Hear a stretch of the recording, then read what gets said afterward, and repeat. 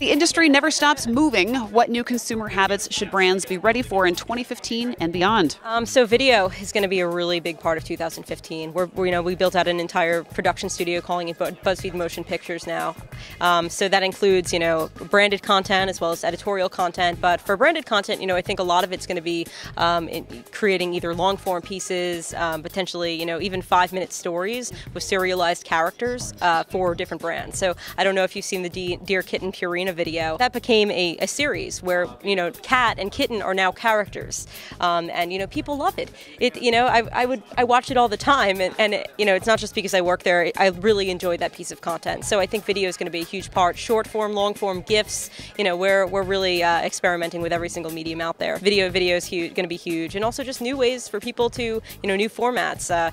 Things that were old that we're making new again in a social way, like polls and quizzes. Right? I mean, quizzes go back to the Cosmo age, right? But we're finding new, inventive ways to do that for both editorial and brands. So new formats, video, big things for 2015. Melissa, thank you so much, and let's talk again because it's not going to stop changing. It's always changing. It's funny because I never feel like I work in the same industry for more than 3 months, just because it changes so much. It's thinking about the future, but then also embracing what's happening now, and also just kind of educating the marketplace. I think that's huge. It needs to happen.